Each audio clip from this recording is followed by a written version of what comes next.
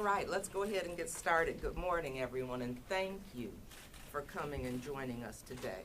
We are here to provide an update on the current status of Flint's water quality, as well as the pods, or the water distribution sites, as we move forward for Flint. So standing here with me is, okay, here you are, Keith Cray, Director of the Michigan Department of Natural Resources and former interim director of the Michigan Department of Environmental Quality, who remains the principal on Flint Water. I also have Captain Chris Kalinsky. He's the Deputy State Director of Emergency Management and Homeland Security Division and Commander of the Michigan State Police Emergency Management and Homeland Security Division. I also have a person that probably needs no introduction, Rich Baird, who is Special Advisor to Governor Rick Snyder and leader of the state's Mission Flint, office established to partner with the city and coordinate state resources. And Pastor Hill, Right here. Pastor Hill is with me, and Pastor Hill has been with us throughout this entire process with the concerned pastors. So I'm glad to have him. Oh, I'm sorry. George Christian is with us also, and he's been over the CORE program. And we have one of our great community partners, Jamie, yeah, I know, Jamie Gaskin, who is with the United Way. So I'm glad to have all of you up here with me today. I know there has been so much talk and rumors in the community that have created some concern about what residents can expect to happen in the next few weeks and months as it relates to the pods closing. And where, you know, and that's where we've been going to get the bottled water, the filters, the replacement cartridges, and the testing kits. So there's been a lot of talk due to, you know, for good reason, because of the settlement that was reached earlier this year. And the settlement stated that if Flint's water quality met federal testing requirements for 2 consecutive 6-month monitoring periods, that the state could gradually start closing the pods. And, you know, with all of the pods scheduled to close this September. Well, I'm here to give you some different news. Flint residents have spoken out. We've talked about not wanting the pods to close, and we don't want the bottled water and the filters to go away. We want those to continue to be provided. And the grassroots organizations and residents have joined forces to express their concern about the health and well-being of our community. And we're glad that they did. We're glad that they did. So I want the residents to know that I understand your frustrations. I understand the concerns, and I've taken them to the governor and let him and other state officials know that just because the settlement says you can close the pods doesn't mean that you should close the pods. And the residents are not ready for these resources to go away. We know they need to stay. So I'm pleased to say that state officials have heard our voices as well, and they've agreed to keep some of the pods open indefinitely.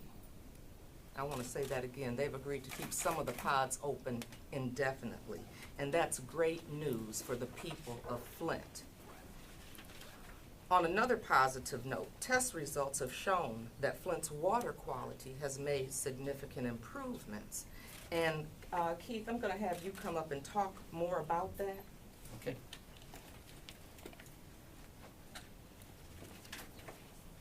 Thank you, Mayor, and it certainly is a privilege and an honor to be here today. And so I am Keith Cray. I'm the Director of the Department of Natural Resources. And as the Mayor indicated, the City of Flint's water system has again tested well below action levels of the federal lead and copper rule for the second consecutive 6-month period. The city's water is currently testing at 7 parts per billion, which is much lower than the federal requirement of 15 parts per billion. So the Flint water system, thanks to great efforts by people at the water plant and by those that have responsibility for the water, it's made dramatic improvements. I say this because if you remember back in 2016, from January through June, the 90th percentile was 20 parts per billion.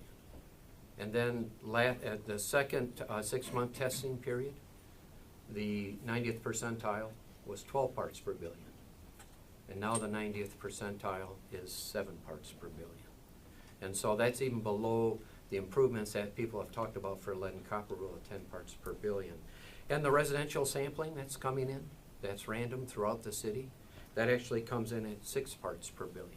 So really is representative of what's going on. And as you may have heard, certainly Flint's water is one of the most monitored systems in the U.S. with respect to lead. And the city's water quality is the same or as similar cities across the state and countries. Efforts to test the Flint's water have gone above and beyond what is required by the Safe Drinking Water Act. To put that into perspective, a water supply the size of Flint is required to take 60 Tier 1 samples during a 6-month period. And so we had 6 times that much here in the city of Flint.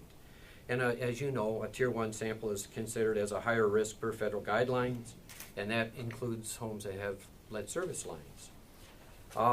These results are also echoed by our extended sentinel samples, which are, quote, the worst of the worst, those that have had high levels in the past. And we'll continue to monitor that. We'll continue to run the sentinel programs. And we're pleased that even though, by fact, the lead and copper rule does not require the removal of lead service lines, we are fully supportive of the mayor's effort to modernize the city's infrastructure, to replace the service lines, and to ensure quality drinking water that meets or exceeds standards of the lead and copper rule and the Safe Drinking Water Act. But I remind residents, you play an important role in maintaining and continuing the water quality in the city. Taking steps like flushing your pipes to continue to heal the systems. The more you use your water, the more it'll help the system to improve. We also encourage residents to get their water tested, and certainly testing kits are available. And I talk about Tier 1 sites, and I talk about lead and copper rule, and I talk about compliance, but really what's important is your homes and your houses and your results. And you can help by having your water tested to assure that you know what's at your house and what comes out of your faucet. So Flint's improved water quality is a significant milestone for the city and the result of many partners on the local, county, state, and federal levels, as well as independent experts in the community, all working together. Thank you. Mayor? Thank you, Keith. You know, as a Flint resident myself, I've paid very close attention to the monitoring and testing being conducted by the state, the federal government, and the independent experts that have been part of this process. And the results all show that our water system is improving. So this is great news, because one thing we can all agree on is that we don't want to be on bottled water forever. You know, so we're headed in the right direction. But yes, residents are still being urged to use the filters, and that's because we have crews working all throughout the city in about 10 different areas with the Fast Start pipe replacement program. They're working every day removing and replacing the lead-tainted pipes, which is also great news for the city of Flint. As of this week, crews have replaced more than 2,520 pipes since Fast Start began, and our goal is to replace a total of 6,000 this year. So while that work is being done, we want residents to continue using the filters. Okay, so now I'm going to go back to the pods for a moment. Right now there are a total of 9, 1 in each ward. And as I mentioned earlier, yesterday I met with Governor Snyder and his senior team, as well as some of the local pastors. And while all of them aren't here today, I am glad to have Pastor Hill with me today, and I see Rector Scheid is back there as well. And we also have other community and business leaders that were part of the discussion. And we reached an agreement for the state to keep at least 4 pods open across the city. One on the north side, the south side, the east side, and the west side. So this will allow residents who still want bottled water to be able to get it. So the pods will remain open for the foreseeable future, and there are still some details that need to be worked out as things are finalized and updates will be provided. And we understand that some residents want and need more time than others to make that full transition to filtered water. So we fought to make this happen. And so I'd really like to have Pastor Hill come up and talk about the agreement that was put into place. Thank you, Mayor. Pastor Hill, the Concerned Pastors for Social Action.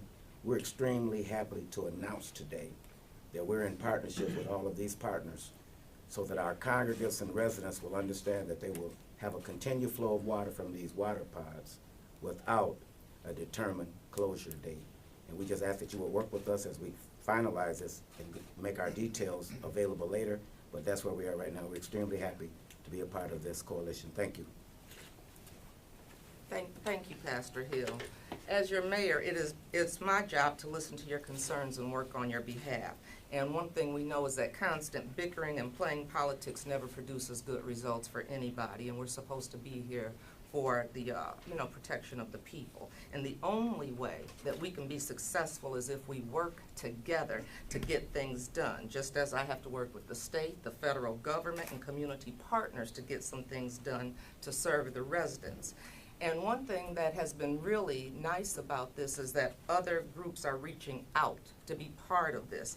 I said that Jamie is up here from United Way. The Chamber has reached out, the Red Cross, Genesee Health Plan, and other partners that are here with us to make these things possible. So it's going to take all of us. It's going to take all members of the community to help heal this community. So that's how we're going to move Flint forward, is working together. I'm going to have Captain Kalinsky come up and talk more about the plan moving forward with the pod. So Captain Kalinsky, if you could come on up. Thank you, Mayor. Good morning. I am Captain Chris Kalinsky, Deputy State Director of Emergency Management and Homeland Security and Commander of the Michigan State Police Emergency Management and Homeland Security Division. The role of the Emergency Management and Homeland Security Division has been to assist with overseeing the points of distribution, or pods, and ensuring commodities, bottled water, filters, replacement cartridges, and testing kits are available and distributed to the pods in local churches, along with other organizations serving Flint residents. We also help coordinate bottled water donations, purchase commodities, and oversee warehouse operations where all of the commodities are stored. And to give you an idea of the supplies that have been provided to Flint residents and those on the water system, the amount of commodities distributed since January 2016 include 6,228,267 cases of water, 159,492 water filters, 352,174 replacement cartridges, and 59,723 test kits. The average burn rate for commodities, and I just want to stress that these numbers fluctuate daily. So just recently I gave a number of just over 20,000 cases of water. I believe that was stated last Friday. That number has already changed today. So when you hear these numbers, know this is a daily measure of what we're pushing out there, and it can change significantly day to day. As of the report I received last night, 16,594 cases of water is our daily burn rate. 69 water filters daily, 166 replacement cartridges, and 44 test kits. As Director Cray already discussed, the water quality has met and actually has been below the federal action level for the past 12 months. While that means we could legally close all the pods, and as others have discussed, we are not going to do that. As explained by Mayor Weaver, thanks to the cooperation of the state of Michigan, the city of Flint, concerned pastors, and other community and business leaders, we're going to keep 7 pods open through the summer. That's until September 5th, and keep 4 open with no anticipated date for closure.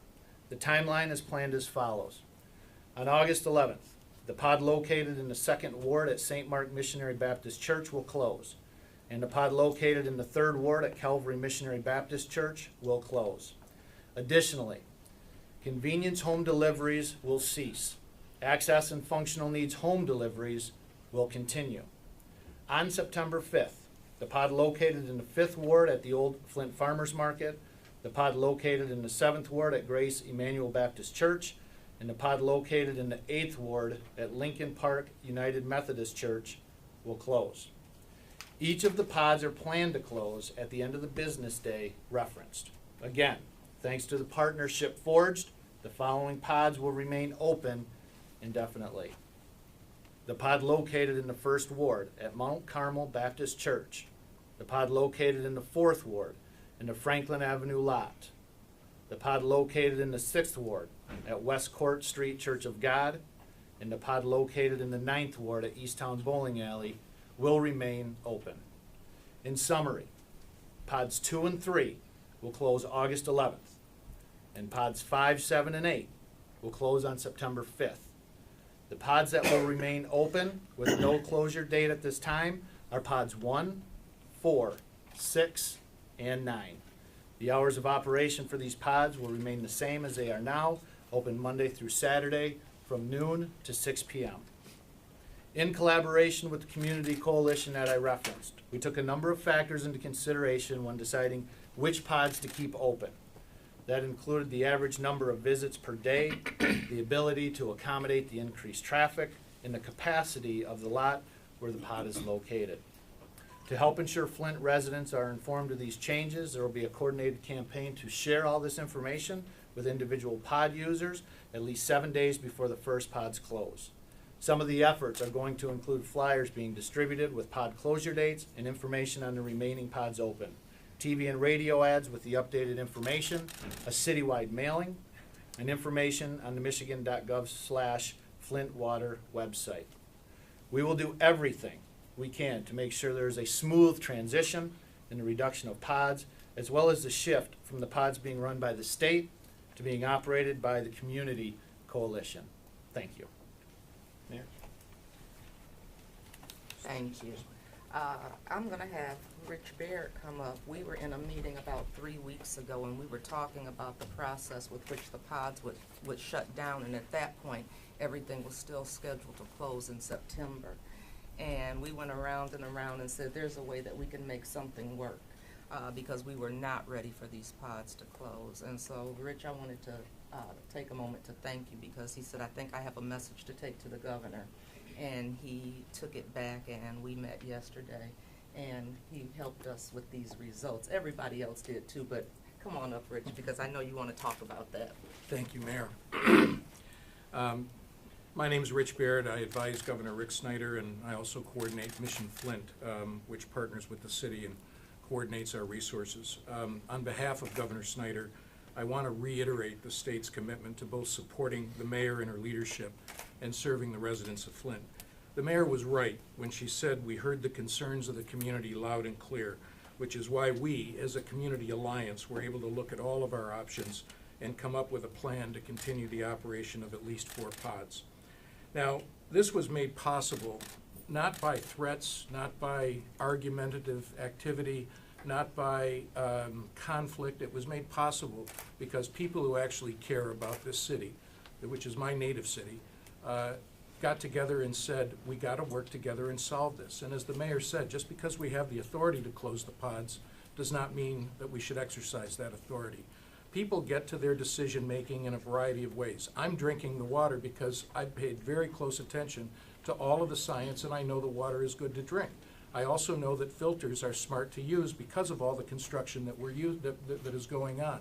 But this mayor and her team were able to pull together a coalition of folks and make a compelling case for the way forward. And that is how the process is supposed to work. Not through threats and arguments, not through a lot of anxiety and drama, but through cooperation by people who really care about people, and this mayor does. So make no mistake about it, Flint's water quality has been restored, and the state's commitment to the city extends well beyond restoring the water quality, and we want to support the city of Flint and its residents as Flint continues to recover and rebuild. And I just want to talk briefly about some of the resources and services that are available to residents. To date, the state has provided more than $300 million to Flint, which doesn't include the $100 million from the federal government, all of which is helping with water quality improvements, service line replacement, healthcare services, food resources, educational resources, job training and creation, and other areas of support. The core teams have knocked on nearly 320,000 doors and had nearly 100,000 conversations with Flint residents. The core teams are composed of Flint residents going door to door to ensure that our population, our residents, are installing, using, and maintaining water filters and are aware of all the resources available to the people of Flint. In fact, today is the 1-year anniversary of CORE, which stands for Community Outreach Resident Education, and the work that these teams have done to help heal this community is truly outstanding. They really are heroes of Flint, and that's the way we think about them. Additionally, the mobile food pantry has delivered nearly 474,000 pounds of fresh food to Flint residents. and over 1,400 fixtures have been replaced in schools, daycares, adult care centers. And additionally, fixtures have been replaced in over 2,300 homes. This is important because fixtures can be a very significant source of trapped lead particles. Flint's expanded health care coverage for pregnant women and children up to age 21 affected by Flint water had over 2,600 new Medicaid enrollees and nearly 26,000 individuals with current coverage enrolled for case management services as of last month. We've had 46 Flint homes have been completely 100% abated for lead inside and cleared for re-entry as a result of the Health and Human Services Lead Abatement and Healthy Homes program. As the mayor has said, by working with our friends, our neighbors, our church family, our schools, and our county and federal partners, we can continue to rebuild this city that all of us love. I would like to recognize our philanthropic and our not-for-profit partners for all they do every day. Restoring the city's water quality and working together to maintain 4 pods across the city in response to the community's concerns and providing much-needed services and resources to residents as the city continues to rebuild is a priority of the governor that I work for and is a priority of this mayor and her team. And I truly wish that we can continue to work together as we have to reach this point in time, which I think is a true tipping point for Flint's recovery. Thank you very much.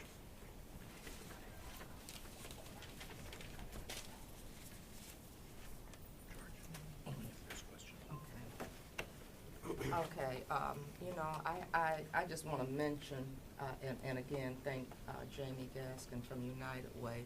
He's standing up here. He said he wasn't coming to talk, but he's standing up here with us because he has been such a good partner. And anytime we've called him, he's been right there for us, and we truly appreciate it, Jamie, for helping us move things forward.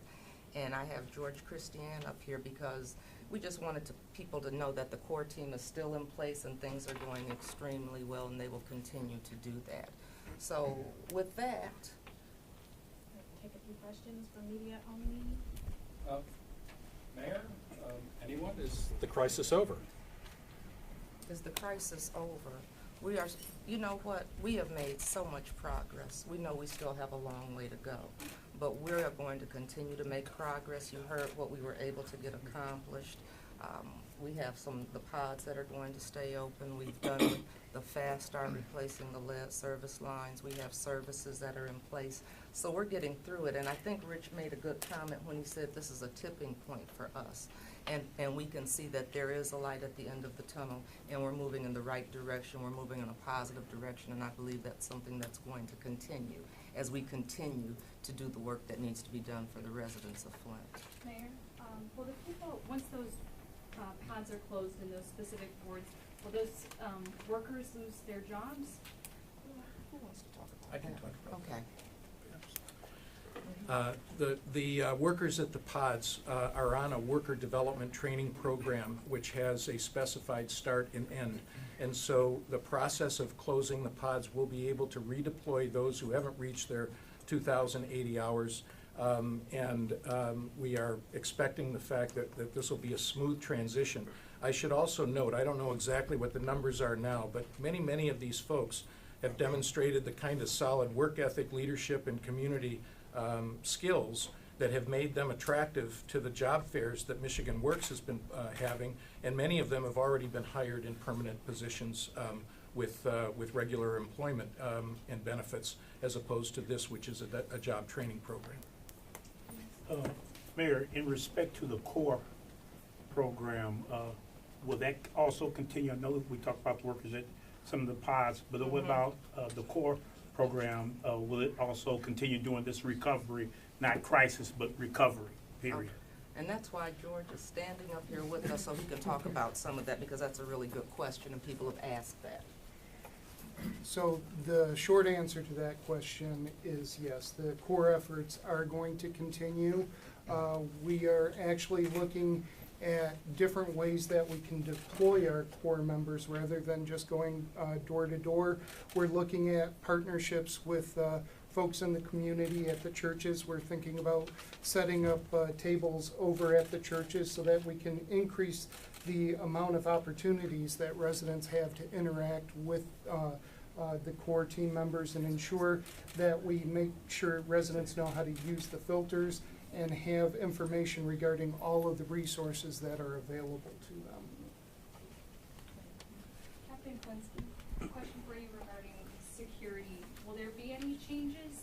I know you mentioned on Friday that water had been being taken out of the city. Sure, so with any disaster, no matter where it is, you're going to have an element of people coming in from outside the impacted area. So as far as changes, there's no changes that are in place right now or planned for. My comment was on the verification process. So as we move forward and we work with our coalition members, the city, the state, the public, the citizens and residents of Flint, we'll make changes as we need to. But at this point in time, there's no changes in how we're operating. Is it possible that the water being taken out is by people who might work in the city, so they're eligible, but they don't live in the city? Well, I think it's important to note not make more of this than kind of what is. When you see an increase gradually up, there's got to be a cause to that. And so the comment is it happening? I believe it is happening. Is it excessive and 90% in the way it might be portrayed? That's not the case. The fact is the water quality has gotten better. There's more filters out there. Everything has gotten better, but yet more bottled water is going out. So it's something I have to be aware of and make sure that our team is looking at that to make sure that the commodities get to the residents of Flint and those that are on the Flint water system or franchise customers, as you've heard. People that are Excuse me, immigrants sorry. and whatnot, they're concerned that something could change. They're gonna go one day and be asked for their license. What would you say to those folks right now? Well, as I said, there's no change in anything that's happening right now. Question for Pastor Hill and then to the mayor. Yes, sir. If I'm hearing correctly, the water quality of the system is restored, what's the disconnect between the community and keeping these pods indefinitely open? And what does indefinitely mean? I mean, how much of the resources and commodities do we have left to push into the system? Well, one of the reasons that we said indefinite is because we don't want to give a determined closure date, because people begin to hoard water, and water that was spoiled, that will be worse to them than if they got it on a daily basis. So because we're in the formation of this coalition to start it, we're not really certain as to how long it will be, but we do want them to know that they're secure in knowing that they will have water until, we don't know until when. But still see the disconnect. Why, if the water quality has improved so dramatically, how is the Because of message the not being- trust factor. See, we think that the water is okay, but the trust factor of our residents is not there. And we don't want to just pull the rug out. People have to grow into accepting the fact that the water is okay. Back to the mayor. Right, no, and I was gonna say, and the other thing is we have all of this construction going on. So maybe that has been a disconnect, because we're saying that the water quality has improved, which it has, but we have construction going on, and while we do that, we know we're shaking things loose, and we have to stay on the filtered and bottled So water. would you agree that the system is restored?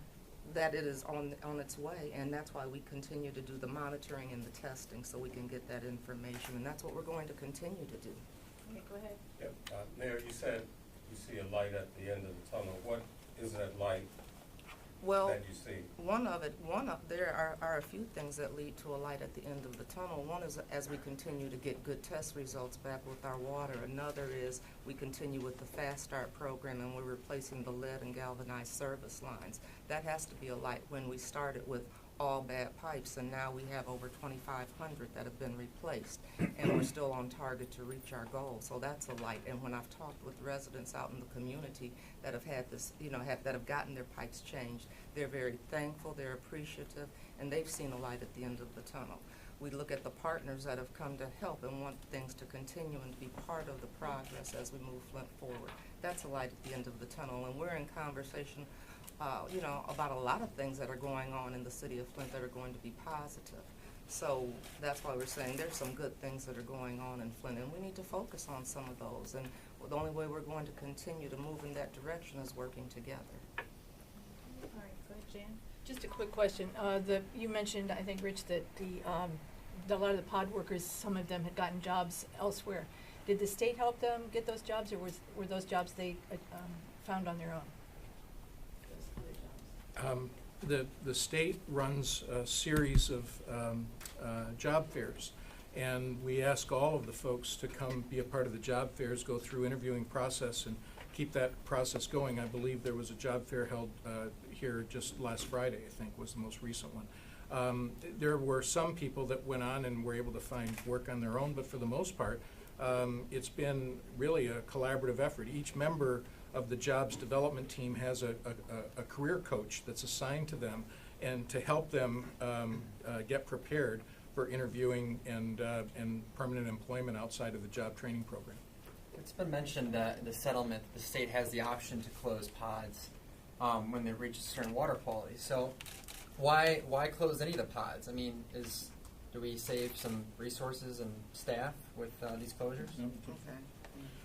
So if you look at the numbers, and Captain Kolensky is a pro on what the numbers are, but you're looking at a cost of roughly $2 million a month, all in, as it relates to warehousing, as it relates to the equipment necessary to move water around in the supply chain and the distribution.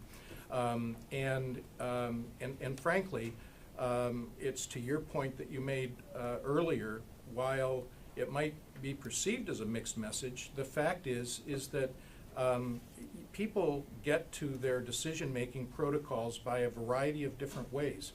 Flint residents haven't had the same focus, particularly on the 30,000 residential samples that that I've looked at, or the Sentinel testing from, as Keith mentioned, the highest risk homes, and see what the results have been. They don't have that, and so it's going to take some time, and it's going to take folks who understand that the water recovery is real and the water system is indeed stable, and those people will eventually help persuade the population.